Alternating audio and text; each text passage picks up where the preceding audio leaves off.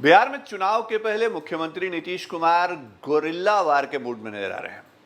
ये गोरिल्ला वार है क्या? दरअसल इसको हमने समझने की कोशिश की और पिछले कुछ दिनों से जो एक घटनाक्रम बिहार में राजनीतिक देखने को मिला कि कई विधायक जो हैं वो जेडीयू ज्वाइन कर रहे हैं।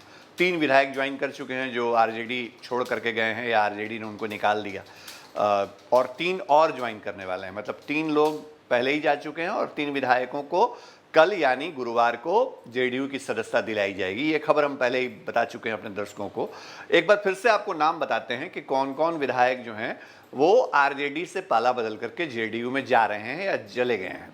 सबसे पहला नाम लीजिए महेश्वर प्रसाद यादव का, जो गायघाट विधानसभा सीट से आते हैं और 5 बार वहाँ से विधायक रहे हैं और वो जो है वो अब जेडीयू के पाले में है। प्रेमा चौधरी पातेपुर विधानसभा से आती हैं और वो भी 3 बार विधायक रह चुकी हैं और वो भी अब जेडीयू के पाले में हैं। इसके अलावे जो एक और विधायक जेडीयू में जा चुके हैं उनका नाम है अशोक कुशवाहा, जो सासाराम विधानसभा से आरजेडी के टिकट पे जीत के आए थे और आरजेडी ने उनको बाहर नहीं किया था, लेकिन इसके बावजूद वो आरजेडी छोड़ करके जेडीयू में जा चुके हैं। 2 बार वहाँ से विधायक रहे हैं। 3 अन्य विधायक जो अब जाने वाले हैं जेडीयू में, उनका नाम एक बार फिर आपको बता देते हैं। जयवर्धन यादव, जो पालीगंज विधानसभा सीट से आरजेडी के विधायक हैं, वो जा रहे हैं जेडीयू में।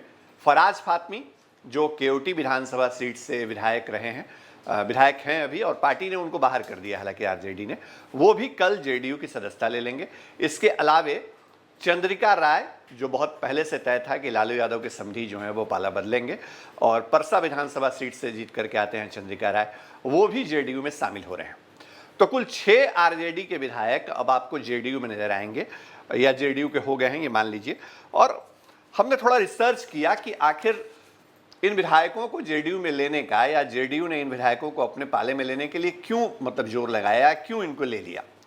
देखिए 2015 का जो विधानसभा चुनाव था वो जनता दल यूनाइटेड ने, नीतीश कुमार ने लालू प्रसाद यादव के साथ यानी राष्ट्रीय जनता दल और कांग्रेस के साथ अलायंस में लड़ा था। तो आरजेडी के जो विधायक इस वक्त जेडीयू में गए हैं या जा रहे हैं, ये वो विधायक हैं जिनके खिलाफ जेडीयू ने चुनाव नहीं लड़ा था, क्योंकि उस समय अलायंस था जेडीयू से आरजेडी का। ये बात सबको पता है, इसमें कोई नई कहानी नहीं है। नई कहानी क्या है और दिलचस्प कहानी क्या है राजनीति की, वो हम आपको बता रहे हैं और इसीलिए हम कह रहे हैं कि नीतीश कुमार जो है वो गोरिल्ला वार के मूड में है।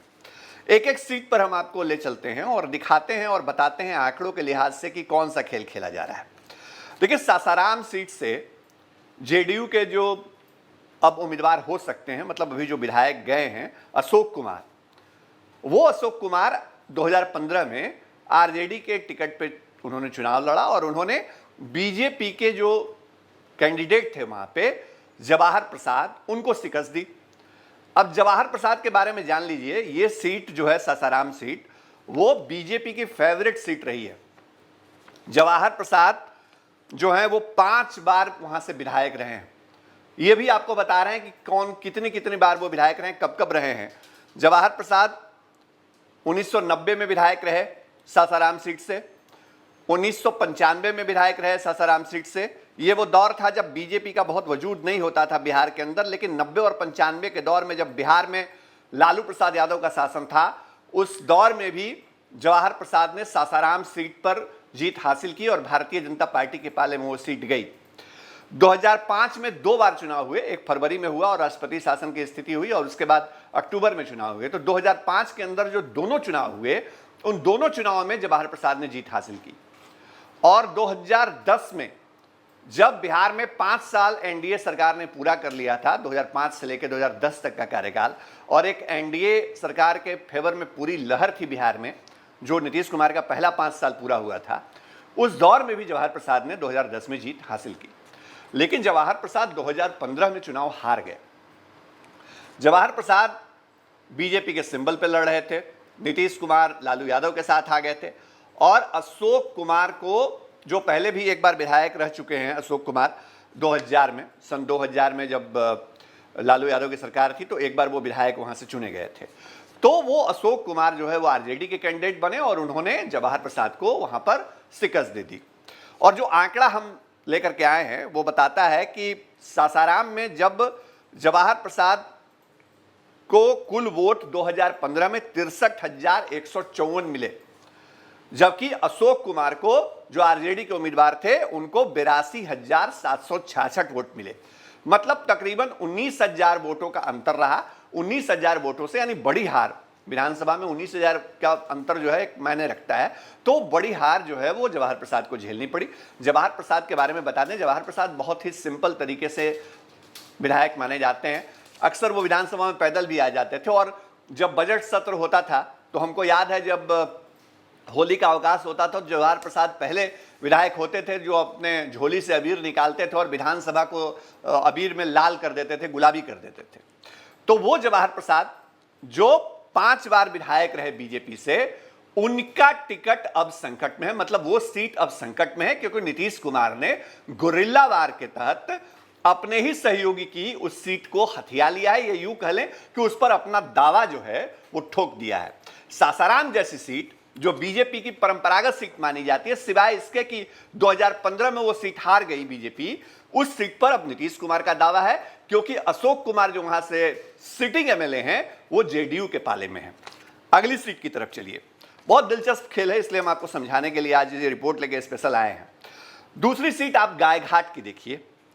गायघाट से महेश्वर यादव, नाम बहुत जाना माना है, 5 बार विधायक रहे। महेश्वर यादव का बड़ा वजूद रहा है वहां पे, और 2015 में भी वो जीते। तो उसमें यह माना जाता है कि महेश्वर यादव का अपना एक कद था, या ये फैक्टर था। महेश्वर यादव वहां 1990 से पहली बार जीते थे, 1990 में, लेकिन वो कांग्रेस में थे। इस बात को याद रखिए कि महेश्वर यादव 1990 में कांग्रेस से पहली बार जीत करके वहां आए, और 95 में जब उन्होंने चुनाव लड़ा तो वो आरजेडी में आ गए पाला बदल करके, और अगला चुनाव जब वो लड़ेंगे तो वो जेडीयू की टिकट पे लड़ेंगे, ये तय माना जा रहा है। और उन्होंने शिकस्त किसको दी 2015 में? बीजेपी की कैंडिडेट को। बीजेपी से 2010 में चुनाव जीती थी बीना देवी, जो दिनेश सिंह हैं, एमएलसी जेडीयू के, उनकी पत्नी है, और उनको टिकट मिला था। मतलब ये उस समय भी माना गया था गायघाट सीट को लेकर के 2015 में कि वहां जेडीयू ने कैंडिडेट अपना बीजेपी को दे दिया था, क्योंकि दिनेश सिंह बीजेपी जेडीयू के नेता थे, माफ कीजिएगा, जेडीयू के नेता थे, और उनकी पत्नी को, बीना देवी को, सिंबल मिला, और बीजेपी ने सीट अपने पास रखी। कैंडिडेट इंपोर्ट किया था जेडीयू से, नीतीश कुमार से, 2010 में। तो बीना देवी 2010 में चुनाव जीत करके आई। वो 2010 में उन्होंने चुनाव वहां से लड़ा और जीती, और 2015 में भी वो कैंडिडेट बनी। लेकिन 2015 में जब कैंडिडेट बनी तो सामने महेश्वर यादव थे, और वोटों का समीकरण बदल गया था। नतीजा ये हुआ कि महेश्वर यादव एक बार फिर जीत के चले आए, और महेश्वर यादव जब चुनाव जीते तो उनको कुल वोट मिले 67,313। हम 2015 के आंकड़े बता रहे हैं। और बीना देवी को वोट मिले 63,812। मतलब जो वोटों का डिफरेंसेस था वो 4,000 के लमसम में था, 4,500 के लमसम में। तो कोई बहुत बड़ी हार नहीं थी बीना देवी की, लेकिन बीना देवी हार गई। और बाद में बीना देवी 2019 में जो चुनाव हुए पिछले साल, उसमें वो वैशाली से चुनाव उन्होंने लड़ा, और एलजेपी के टिकट पे लड़ा। एक बार फिर उन्होंने, मतलब पार्टी बदल दी गई उनकी। पहले वो बीजेपी से विधायक, मतलब जेडीयू से इंपोर्ट गया था बीजेपी में उनको, और बाद में एलजेपी से वो चुनाव लड़ा उन्होंने, और एलजेपी से वो अभी सांसद है वैशाली से, बीना देवी।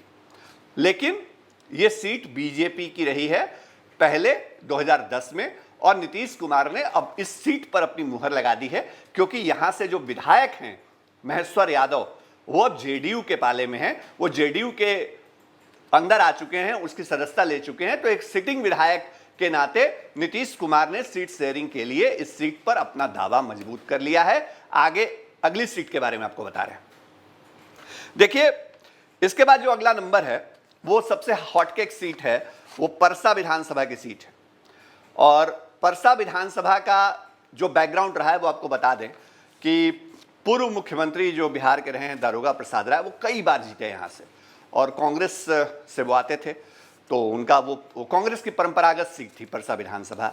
और पहली बार चंद्रिका राय जब यहाँ से चुनाव लड़ा उन्होंने, तो चंद्रिका राय भी पहली बार जो है वो कांग्रेस से के टिकट से ही जीते थे। 7 बार चंद्रिका राय परसा विधानसभा सीट से विधायक रहे हैं, और 1985 में पहली बार उन्होंने कांग्रेस के सिंबल पे चुनाव लड़ा और वो चुनाव जीत करके विधानसभा पहुंचे। दारोगा प्रसाद राय के बेटे थे और ये उनके पिता की परंपरागत सीट थी, तो उस इलाके में उनका इतना वजूद है उस परिवार का कि कोई उनको दिक्कत नहीं हुई। और उसके बाद 90 में कांग्रेस से किसी कारणवश उनका टिकट नहीं हो पाया तो वो निर्दलीय खड़े हो गए चंद्रिका राय। और 1990 में चंद्रिका राय निर्दलीय जीत करके आए और उस दौर में जीत करके आए जब लालू यादव बिहार की सत्ता पे काबिज हुए। लालू यादव बिहार की सत्ता में जब आए तो चंद्रिका राय निर्दलीय विधायक के तौर पे जीत के आए और फिर 95 में जनता दल, उस समय राष्ट्रीय जनता दल नहीं था, तो जनता दल के टिकट पे जीत करके आए।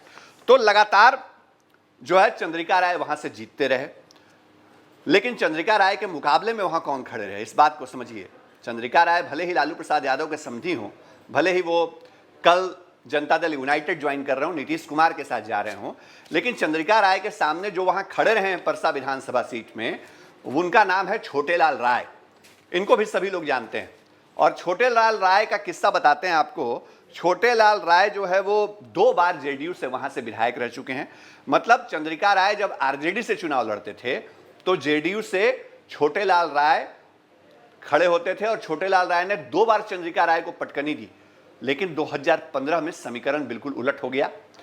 चंद्रिका राय आरजेडी के उम्मीदवार थे, जेडीयू को वहां कैंडिडेट देना नहीं था, तो लिहाजा छोटेलाल राय जो है वो जेडीयू छोड़ करके चले गए एलजेपी में और एलजेपी के सिंबल पे उन्होंने चुनाव लड़ा और रिजल्ट बिल्कुल अप्रत्याशित था। एलजेपी का कोई वहां वजूद नहीं था, क्योंकि समीकरण जो है लालू और नीतीश दोनों का वोट जो है वो एक साथ था। लिहाजा नतीजा जो आया वो आपको बताते हैं। 2015 में चंद्रिका राय को 77,211 वोट मिले और छोटेलाल राय को लगभग उससे आधे कम यानी 34,876 वोट। तो बड़ा अंतर, लगभग 50% के मार्जिन से जो मात है वो चंद्रिका राय ने दी। लेकिन इस बार बाजी पलटी हुई है। इस बार हालांकि बीजेपी को इस सीट पर कोई दिक्कत नहीं है, लेकिन एलजेपी के लिए मुश्किल है। एलजेपी ने पिछली बार इस सीट पर चुनाव लड़ा था और एलजेपी अगर इस परसा विधानसभा सीट पर दावा करती है तो नीतीश कुमार एलजेपी के दावे को, चिराग पासवान के दावे को यह कहते हुए खारिज कर सकते हैं कि यहां से जो सिटिंग विधायक हैं चंद्रिका राय वो हमारे दल के अंदर हैं, तो हम उनको सिंबल दे रहे हैं। तो लिहाजा बीजेपी के बाद अब एलजेपी की एक जो पुरानी सीट रही है 2015 में, जहां उसके कैंडिडेट चुनाव लड़ चुके हैं, भले जीते नहीं थे, उस सीट पर अब नीतीश कुमार का दावा है। अब नीतीश कुमार ने जो गोरिल्ला अपना वार का मूड है उसके तहत सहयोगी दलों को भी सेट करना शुरू कर दिया है। यह हम लगातार आपको बता रहे थे। जो तीसरी सीट के बारे में, उसके बारे में, चौथी सीट के बारे में बात करते हैं। केवटी विधानसभा सीट, दरभंगा की इस सीट पर बीजेपी का बड़ा दावा रहा है। बीजेपी लगातार यहां से जीतती रही है। पिछले चुनाव को छोड़ दीजिए उसके, तो बाकी कई बार ऐसे मौके रहे। हम बता रहे हैं आपको आंकड़ों के लिहाज से कि क्या समीकरण वहां पे रहे हैं। केवटी विधानसभा सीट से 2015 में आरजेडी के जो विधायक जीते उनका नाम है फराज फातमी। फराज फातमी को राष्ट्रीय जनता दल ने अपनी पार्टी से बाहर का रास्ता दिखा दिया है। फराज फातमी गुरुवार को जनता दल यूनाइटेड में ज्वाइन करने वाले हैं। उनके पिता अली अशरफ फातमी पहले ही गए थे और वो जब गए थे नीतीश कुमार के साथ, उसी वक्त से ये माना जा रहा था कि उनके जाने के बाद अब जो है वो फराज फातमी भी जाएंगे। तो फराज फातमी को इसी लिहाज से अब पार्टी ने बाहर का रास्ता दिखाया, वो जेडीयू में जा रहे हैं। लेकिन फराज फातमी ने 2015 में जिनको हराया वो बीजेपी के कैंडिडेट थे, अशोक कुमार यादव। बीजेपी के अशोक कुमार यादव इस सीट से 3 बार विधायक रहे हैं और अब अशोक कुमार यादव लोकसभा के सदस्य हैं, सांसद हैं। अशोक कुमार यादव को जो लोग नहीं जानते उनके बारे में हम बता देना चाहते हैं कि अशोक कुमार यादव जो पूर्व केंद्रीय मंत्री रहे और बीजेपी के वरिष्ठ नेता रहे हुकुमदेव नारायण यादव, उनके बेटे हैं। और मधुबनी सीट पर इस बार बीजेपी ने उनको कैंडिडेट बनाया 2019 में और वो चुनाव जीते वहां से और वो लोकसभा के सदस्य हैं।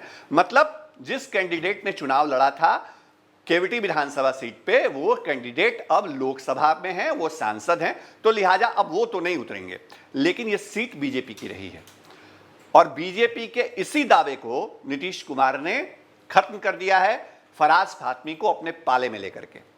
अब इस सीट पर नीतीश कुमार का दावा है, क्योंकि फराज फातमी सिटिंग विधायक हैं और इस लिहाज से नीतीश कुमार ये कहेंगे कि केवटी विधानसभा सीट अब उनके पाले की सीट है, जेडीयू का इस पे दावा बनता है। पांचवी सीट की बात करते हैं, यह भी बहुत महत्वपूर्ण है। पांचवी सीट है पातेपुर। पातेपुर की सीट है, उसका बड़ा दिलचस्प रिजल्ट आता है। कभी वहां प्रेमा चौधरी जीत जाती हैं, कभी वहां महेंद्र बैठा जीत जाते हैं। ये दोनों आपस में हार जीत, मतलब जैसे साउथ के स्टेट में ऐसा होता है कि एक बार वहां पर AIDMK आ जाती है और एक बार DMK आ जाती है, मतलब वहां जो चेंज ओवर होता है, स्विच ओवर। राजस्थान में भी कहा जाता है कि ऐसा ही खेल होता है, एक बार कांग्रेस आती है, एक बार बीजेपी आती है। तो कुछ इसी तरह का मिजाज जो है वो पातेपुर सीट का है। और पातेपुर से जो मौजूदा विधायक हैं प्रेमा चौधरी, वो 2015 में RJD के टिकट पे जीत करके लड़ी थी और ये सुरक्षित सीट है। तो जाहिर तौर पर जो सुरक्षित सीट पर कौन उम्मीदवार लड़ते हैं सबको पता है। लेकिन अब प्रेमा चौधरी जेडीयू के पाले में, और इस सीट पर भी जो समीकरण है वो बता रहा है कि नीतीश कुमार ने यहां दांव खेल दिया है। दांव कैसे खेला है आपको बताते हैं। देखिए, बीजेपी के जो महेंद्र बैठा हैं वो यहां से चुनाव पहले जीतते रहे हैं। सन 2000 में महेंद्र बैठा बीजेपी के टिकट पे यहां से चुनाव जीते थे और विधानसभा पहुंचे थे। इसके पहले वो 2005 में जीते थे एलजेपी के टिकट पे और उसके पहले जनता दल के टिकट पे। मतलब महेंद्र बैठा हर बार पार्टी बदल लेते हैं। प्रेमा चौधरी भी शुरुआत उन्होंने समाजवादी पार्टी से की थी, हालांकि उस बार वो विधायक नहीं बन पाई थी बहुत पहले, लेकिन उसके बाद जितनी बार भी, मतलब 3 बार वो विधायक बनी है और तीनों बार राष्ट्रीय जनता दल से उनका ताल्लुक रहा है। तो अब पहली बार वो राष्ट्रीय जनता दल को छोड़ करके किसी दूसरे दल से इस बार शायद वहां से चुनाव लड़ेंगी, तय ही मानिए, क्योंकि वो इसी शर्त पे गई हैं जेडीयू के अंदर।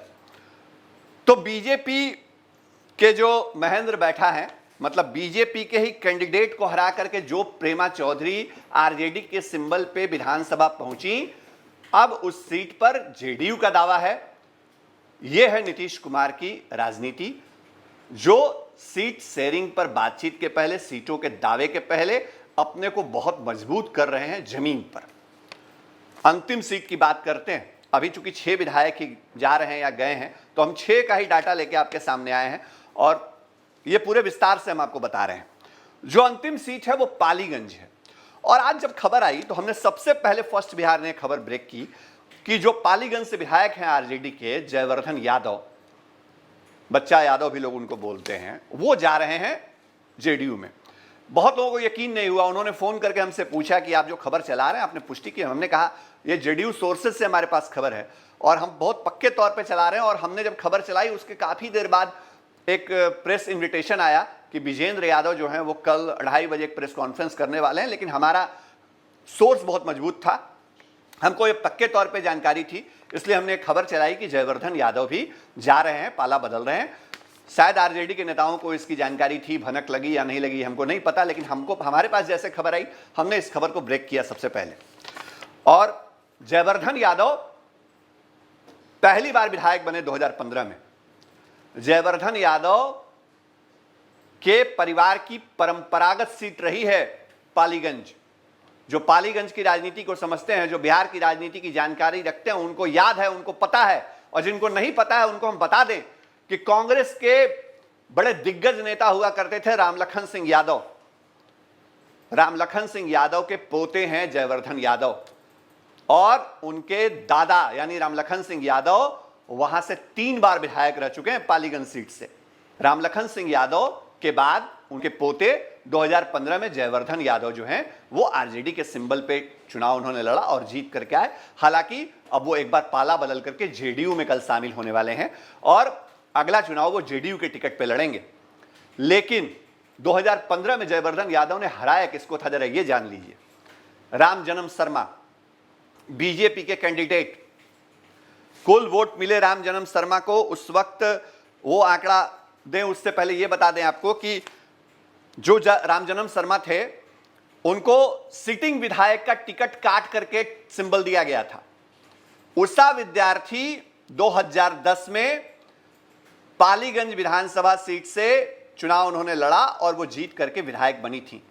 लेकिन पार्टी ने जो फैसला लिया 2015 में वो ये था कि उषा विद्यार्थी का टिकट काट दिया गया। उषा विद्यार्थी के बारे में पार्टी को फीडबैक था कि शायद वो हार सकती हैं चुनाव और इस लिहाज से उनका टिकट काट दिया गया। ऐसा पार्टी के उस समय के जो नेता थे, अध्यक्ष थे और बाकी लोगों ने जानकारी दी। और नतीजा क्या हुआ? नतीजा ये हुआ कि रामजन्म शर्मा, जिनको चुनाव लड़ाया गया उषा विद्यार्थी की जगह, वो भी चुनाव हार गए। वहां जयवर्धन यादव जीत गए और अब वही जयवर्धन यादव बीजेपी के नहीं बल्कि जेडीयू के उम्मीदवार होंगे। और ये सीट भी बीजेपी की थी, मतलब आरजेडी के पास जाने से पहले ये सीट बीजेपी की थी 2010 में। 2015 में इस पर आरजेडी ने कब्जा जमाया और अब नीतीश कुमार ने कैंडिडेट को अपने साथ लेकर के सिटिंग कैंडिडेट के नाते इस सीट पर अपनी दावेदारी मजबूत कर दी है। तो ये खेल है नीतीश कुमार का, ये खेल है जनता दल यूनाइटेड का। ये गोरिल्ला वार वाला अंदाज जो है वो विरोधियों के लिए नहीं है, ये अंदाज जो है वो सहयोगियों के लिए है। नीतीश कुमार चाहते हैं कि जब वो सीट शेयरिंग पर बात करें सहयोगी दलों से तो उनके पास हर सीट पर कैंडिडेट हो। अब ये कैंडिडेट कहां से आएंगे? एक बात बहुत साफ है कि जब जेडीयू ने लड़ा 100 सीटों पे तो 100 सीटों पे उनके उम्मीदवार जीत के नहीं आए थे, ये सबको पता है। लेकिन उम्मीदवारों की संख्या बढ़ानी है, सीटों की दावेदारी बढ़ानी है। बीजेपी किन सीटों पे दावेदारी करेगी? जरा ये समझिए। बीजेपी ने जहां राइवल की भूमिका में बीजेपी है, बीजेपी वहां कहेगी कि हम तो यहां हारे थे आरजेडी से, ये सीट हमारी है। और आरजेडी के विधायकों से हारी हुई सीट पर जेडीयू अब इस लिहाज से कब्जा कर रही है या इस लिहाज से दावेदारी कर रही है कि अब तो विधायक हमारे पाले में। ये खेल है। तो हम जो आपको कहानी बता रहे थे, कहानी नहीं ये फैक्ट बता रहे थे, उस फैक्ट का निचोड़ ये है कि बिहार की राजनीति में एक नया कसमकस, एक नई रस्साकसी होने वाली है। आगे कुछ दिनों में, कुछ हफ्तों में वो जल्द दिखेगा और वो रस्साकसी होगी एनडीए के अंदर सीट बंटवारे को लेकर के। नंबर्स को लेकर के हम बात नहीं कर रहे हैं, हम सीटों को लेकर के बात कर रहे हैं। जिन सीटों पे पहले बीजेपी का दावा था या बीजेपी की नजर थी, वहां पर नीतीश कुमार ने अपना खूंटा गाड़ दिया है और यही नीतीश कुमार की पॉलिटिक्स का एक अलग अंदाज है। तमाम खबरें, तमाम अपडेट आपके लिए लाते रहेंगे। हमारे चैनल को लाइक करिए, सब्सक्राइब करिए और फॉलो करिए। और हाँ, कमेंट बॉक्स में जरूर बताइए खबर आपको कैसी लगी। अगर अच्छी लगी और आपको लगा कि हमने सही जानकारी आपको दी तो आप इसको शेयर भी कर सकते हैं, अपने साथी मित्रों दोस्तों को बता सकते हैं। और बिहार चुनाव से जुड़ी या बिहार की राजनीति से जुड़ी किसी खबर के लिए आप हम पर भरोसा कर सकते हैं, क्योंकि हम फैक्ट बेस्ड खबरें दिखाते हैं। इजाजत दीजिए, चैनल को सब्सक्राइब जरूर करिए। नमस्कार।